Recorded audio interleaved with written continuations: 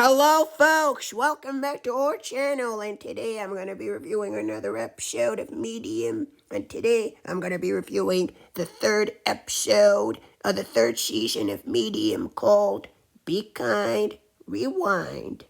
Be Kind, Rewind, indeed. The episode was directed by Aaron Lipstadt and written by Ken Scheffler. And the episode originally aired on November 22nd, 2006. Wow, what an awesome episode. I really enjoyed this episode so much, so it's going to be a lot of fun reviewing it and talking about it. So, without further ado, let's get straight into it. So basically in this episode, Allison is basically, basically she's with her husband, and they're having some kind of a conversation, and this conversation is somehow relevant to the episode at hand. But I'm not gonna tell you what it is exactly because I don't want to spoil the episode in any shape or form. But basically, it has something to do with being in a good mood as opposed to being in a bad mood.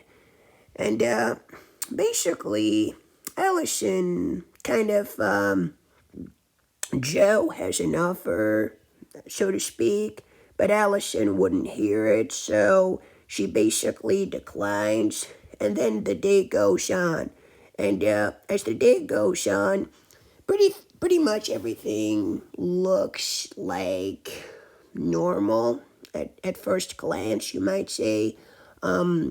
She goes through with her day. She goes on with her day. Like they wake up, the children are basically having breakfast, and basically Allison's eldest daughter, Ariel, doesn't want to go to school because there's that bully who, to cut a long story short, Ariel is considered hot at her school, and that other girl isn't so much. So she says that she's gonna basically mess Ariel's face up so that she'll be hot, so that she won't be hot anymore. Ariel, that is.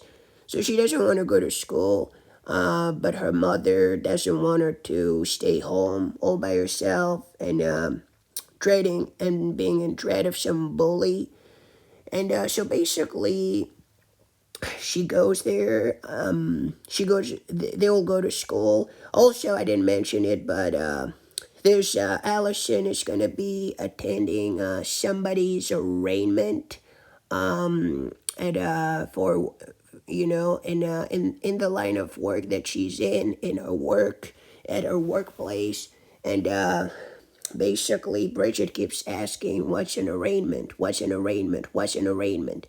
Then somebody calls somebody who basically they're talking about cleaning furniture, and those are I don't know what are they called, like the people who keep calling for to offer some kind of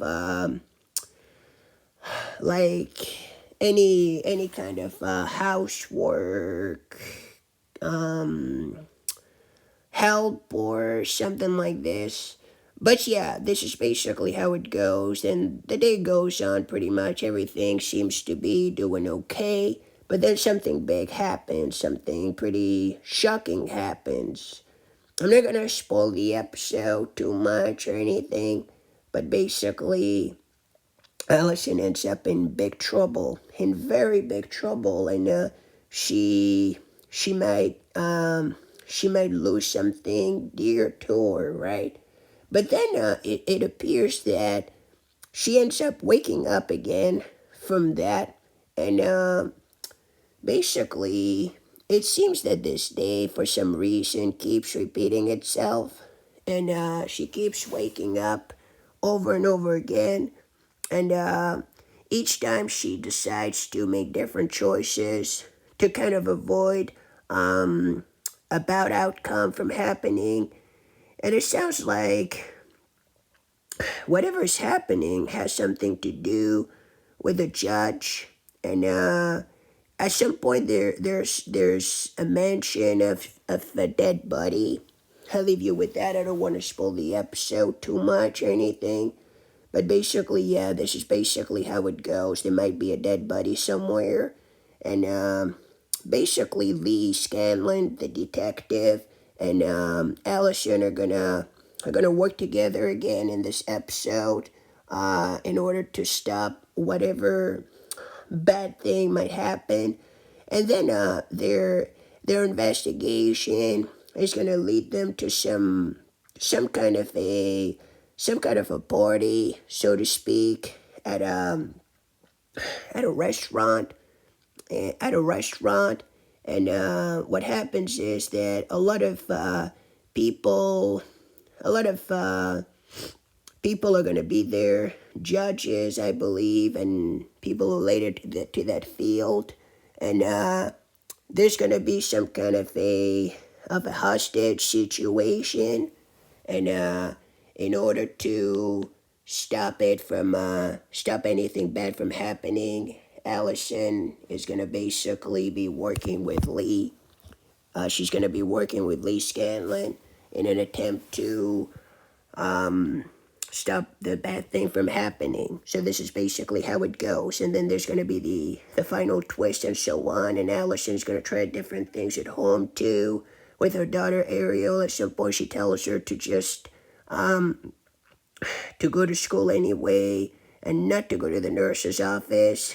Otherwise she'll be grounded. And then she ends up going there, and then she tells her something bad happens. Then another time, she's going to tell her to stand for herself, to stand her ground, and something bad is going to happen again. So you kind of get it. They keep making, different choices. She keeps she keeps trying to make different choices to change the outcome from being as bad as it is, right? So, yeah.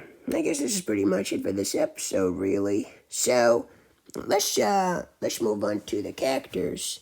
So basically, we have the main ones. I'm not gonna keep spending time on them because they're the usual ones.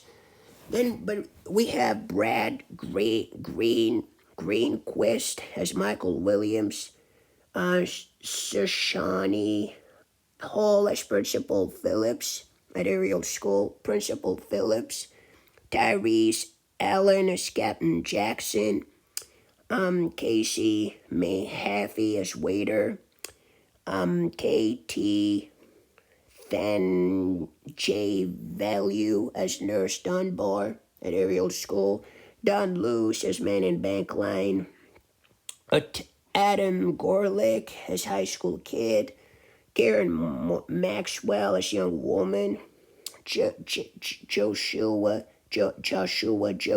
Minnick as Young Man, Jody Carlisle as Whitman's Secretary, Jamie Nations as Armed Officer, and Sky Salile as Bank Robber. So those are the main actors in this episode. My favorite one being Brad Greenquist as Michael Williams, pretty great actor. And all the others were pretty much okay, but here's the main one that stood out for me. And also Tyrese Allen as Captain Jackson was pretty good too. But yeah, this episode was pretty good, and there's a mention at some point of a vicious cycle, and it kind of reflects a little bit about bad decisions that keep on being made, and that would lead to something bad, right? So this is basically how the story goes. I like the fact that the episode the day keeps repeating itself until Allison is able to figure it out and to change it once and for all.